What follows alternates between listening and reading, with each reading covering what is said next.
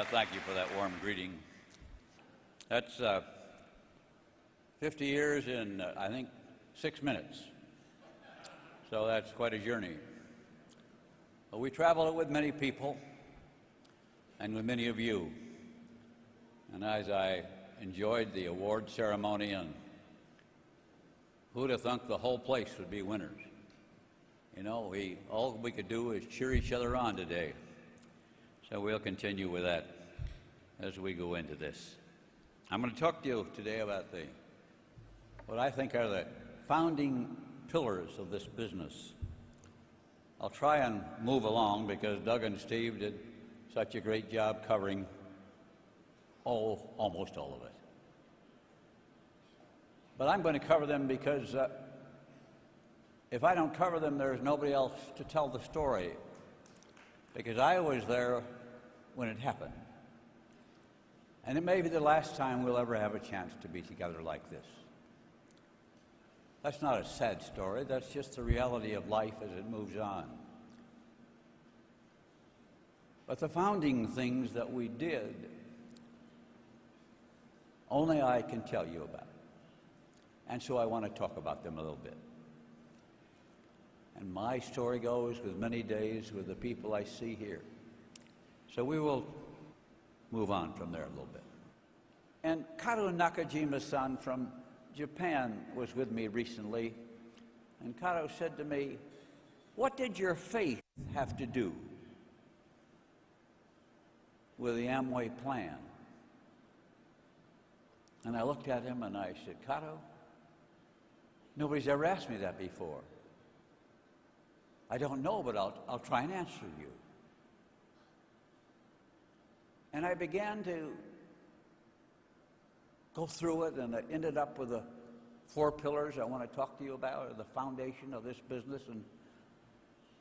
And I realized that all of those were based on a spiritual foundation that comes from our Christian faith in believing in the value of all people being created by God.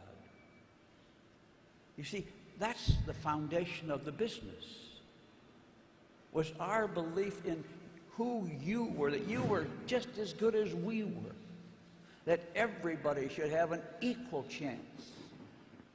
And I realized that our faith was indeed the foundation of how we put this plan together. You don't have to be perfect. You don't have to have the degrees and have all the right things in place. You just have to have some faith and give it what you got from where you are. That's the wonder of it all. Quite a long time ago, really. Long before we had the privilege of hooking up with Nutrilite. This business is celebrating, 50 years. We're celebrating 60 years. Because it's 60 years ago that Jay and I bought a sales kit, just like you did, and started selling Nutrilite. But it was before that, 75 years ago, that Carl Wren, he had the concept of the plan, the basic concept. We just picked it up from them and ran with it and embellished it and cleaned it up and pushed it on. But when this company was small, people from the W.R. Grace Company, I think they were based in New York, big company, they were looking to diversify, and they came to call and see if we were for sale. Came to see us, and Jay and I said, "Oh, let's listen to them. Let's see what somebody thinks this thing is worth." And so he came, and he told us that he'd like to acquire us, and they named a number, and it was a pretty big number for us in those days. And we kind of laughed and said, "No." I said, "Yes, listen, we want to be in business for ourselves. We're not for sale. This business is not for sale. This is a trust. This is a legacy. Our family treats it as a legacy, not something they own. It's something they're responsible for. It's something they have to care for."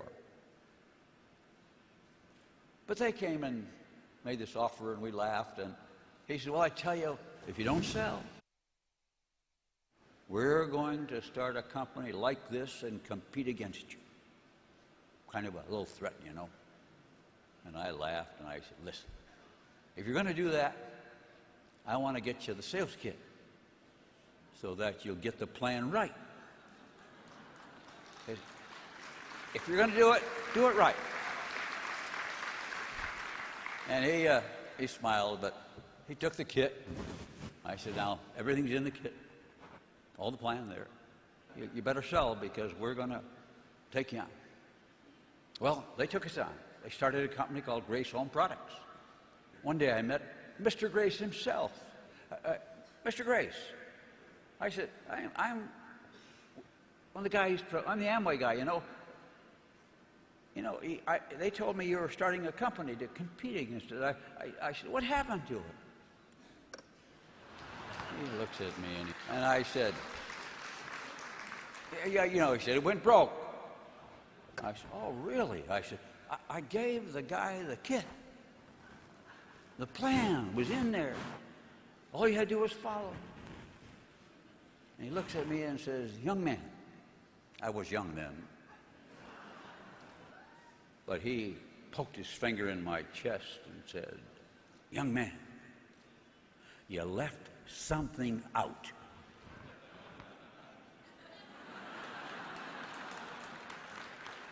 And that's what I want to talk to you about, is what I left out, so that you will remember it.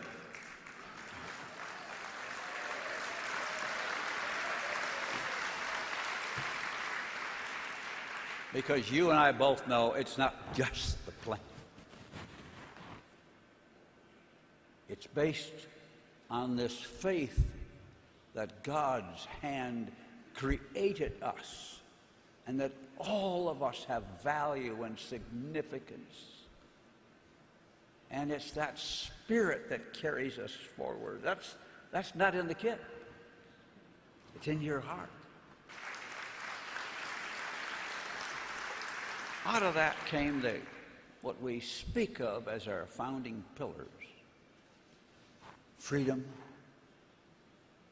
family, rewards, and hope.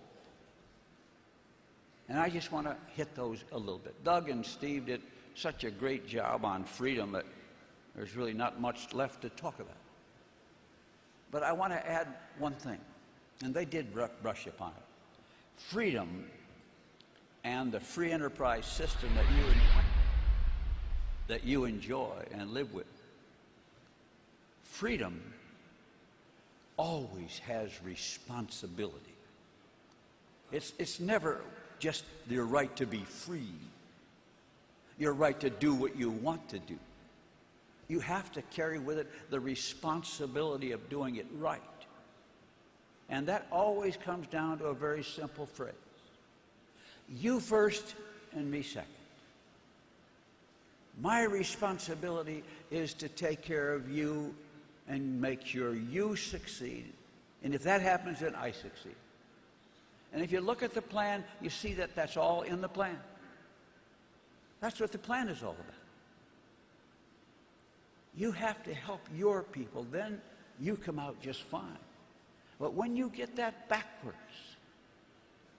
and you want to take things out from them before you help them, then it starts to disintegrate. And that's part of what we're seeing in our world. And that's why our ethics have to be great, and our responsibility for the privilege of freedom has to go. I wrote a book many years ago called Compassionate Capitalism. And at that time, Russia was just beginning to play with free enterprise. And I wrote it actually with them in mind. And I wanted them to understand that it has to have a compassionate, caring element.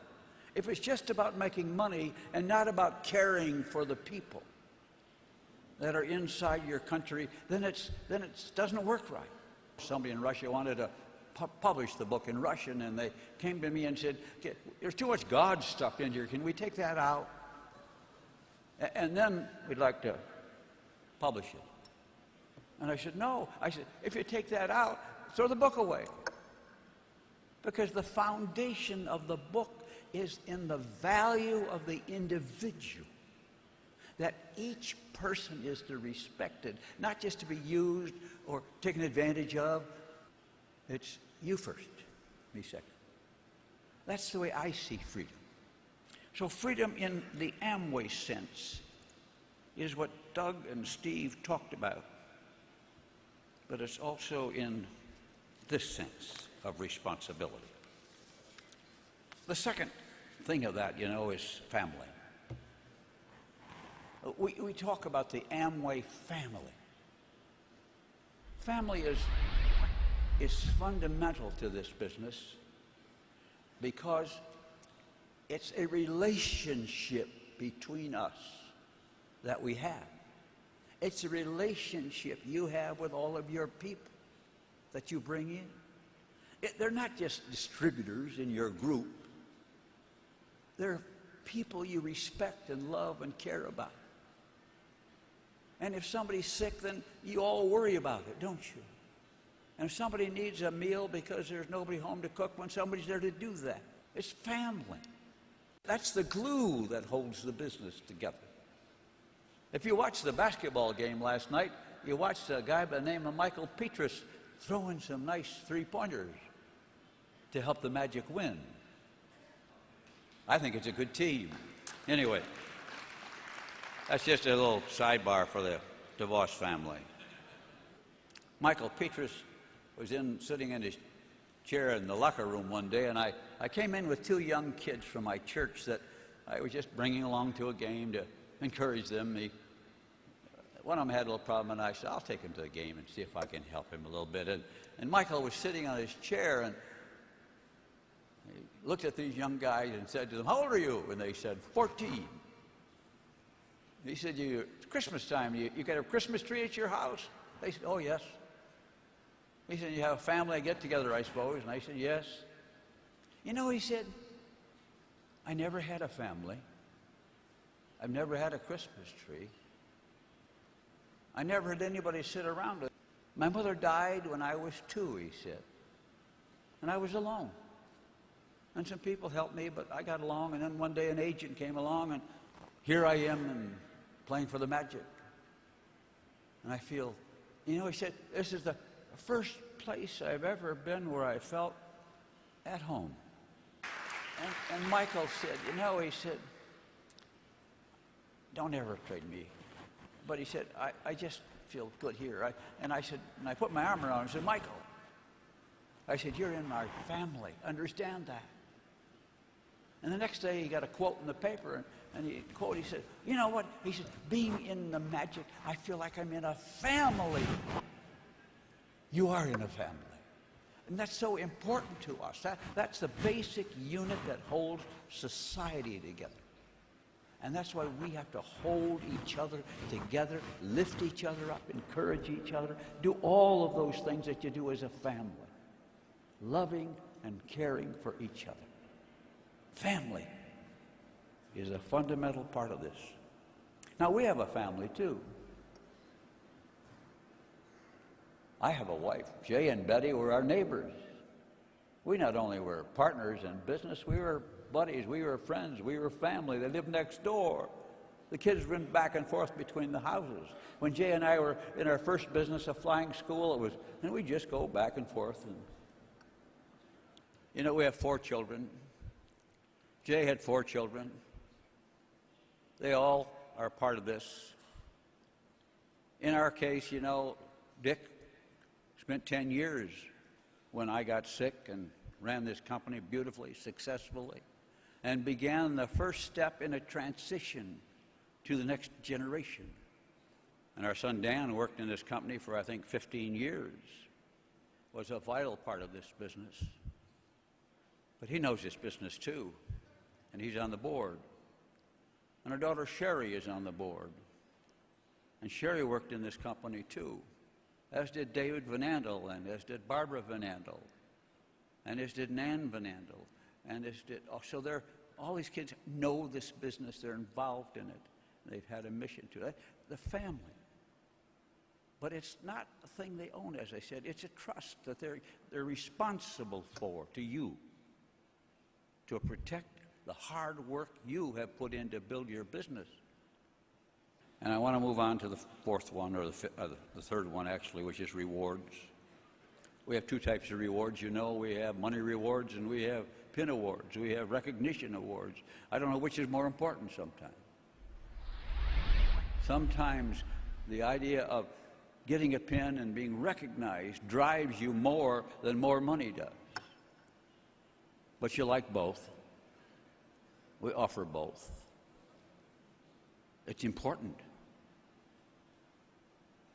Nobody could ever tell me enough that they liked a speech.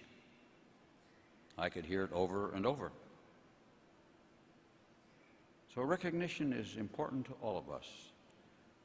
I'm not going to spend a lot of time on it except to talk about.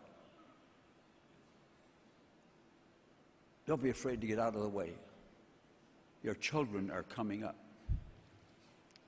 Involve them, applaud them, cheer them. And our family is the key to what our greatest rewards are. When people say to me, "What's your legacy going to be?" And I say, my legacy is our children, because they are carrying on as responsible citizens. That's my legacy. What I see is your children becoming so far ahead of others in the world because of their involvement with you in Amway. They learn and know and have values and appreciation for things that most kids never know. And so your rewards are sometime in progress of your family. You know all about the other awards. I looked at them and I saw them saw you all up here and admired you and respected you. And we don't have to develop it, but we spend a lot of time on rewards. I know Doug and Steve spend a lot of time on it, and the other days. And the last one I want to talk about is just hope. That's the last one of the four pillars, because we offer hope to everybody. And for many people, you are the hope that they don't even know about yet, just as you did not know until somebody came and talked to you. And you fortunately said, yes, I'll see, I'll try. You didn't know whether you could do it. You never dreamed you would be where you are.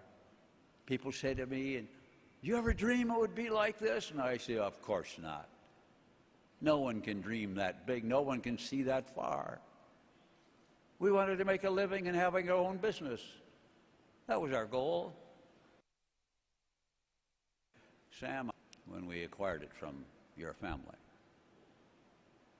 Well, what a blessing that has been to the world as a product. Hope that it brings. The hope that you bring to people. But then I put together a little list of my hopes for all of you. I hope this business works for all who work it.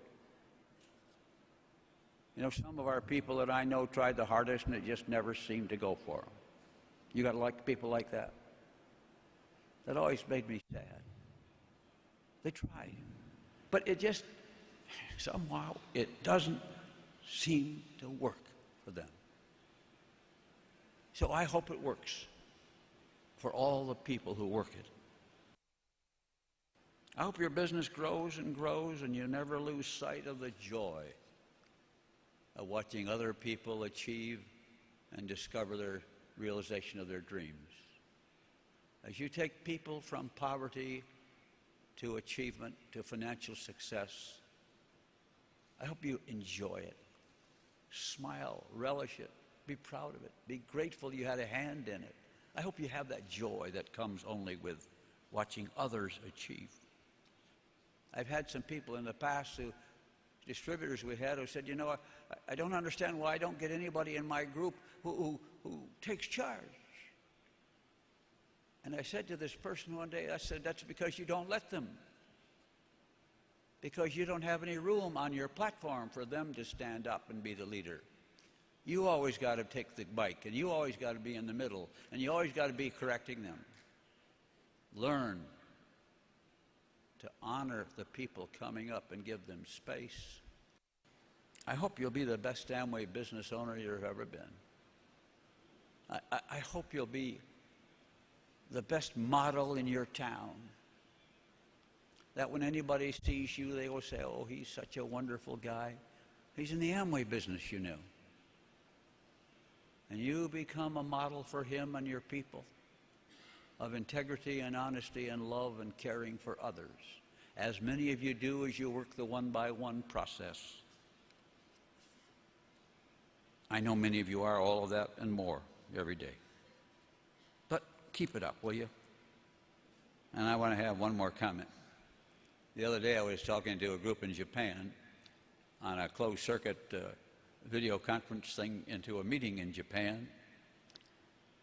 And the man running the business, Parker, was saying, you know, he said, you started Amway when it was a tough time.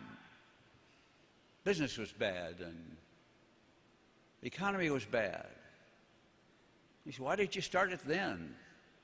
He said, the economy is bad in Japan right now. And the question is, what about them? What about these times? And I said, you know, I never thought about it. It doesn't make any difference what the times are. It's the only time you got, folks. There is no other time for you or for me. Now is our time.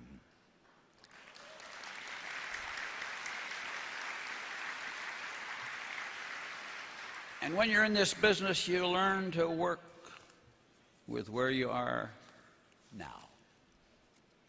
So now we're going to move on. Think back, I hope, of the good time you had, but most of all of the people out there who don't know yet about what they're missing. And you're going to be the missing link in bringing it to them. And their life will change because of you, as many others have already. I've been in Amway a long time. I believe in it. I like it. But Jay and I have been together since we were 14 years old. So we've been at it a long time. We share a lot of things, a lot of ideas, a lot of stupid ones, and a lot of good ones. But you're the best. And this is the best. And before I finish, I would feel bad if I didn't ask Jay to say a few words. Jay, it's all yours.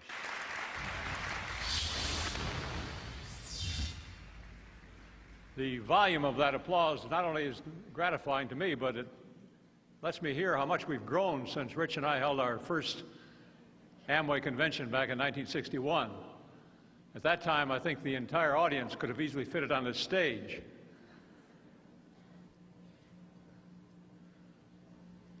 As we enter the 21st century, we'll remain committed to our traditions and our bedrock beliefs and our goals and dreams.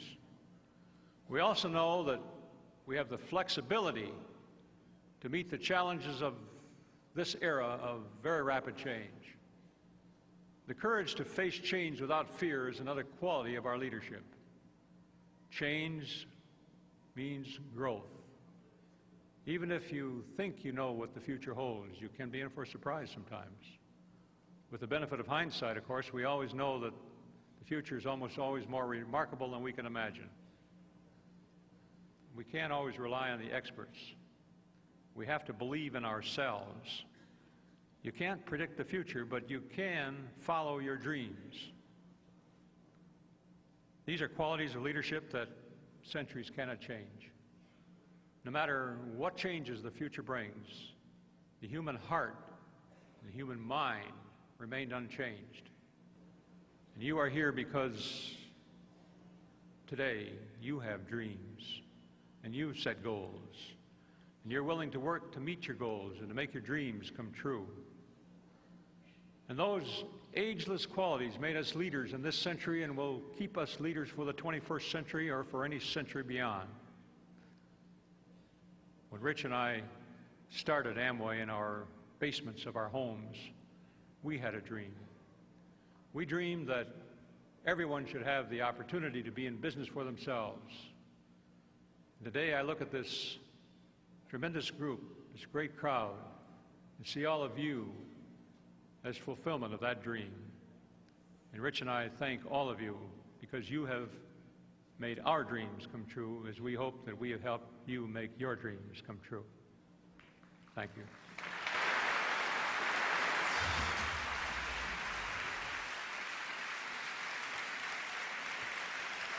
How about that?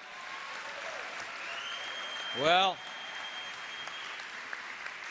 Jay had a lot of great ideas, and we had a lot of fun, and he was a wonderful partner for a lifetime, from when we met in high school until they passed away. We were together, kids with a dream, passed now on to you, for you to take it and run with it, and we're looking forward to you're having a wonderful time as we've had a wonderful time with you.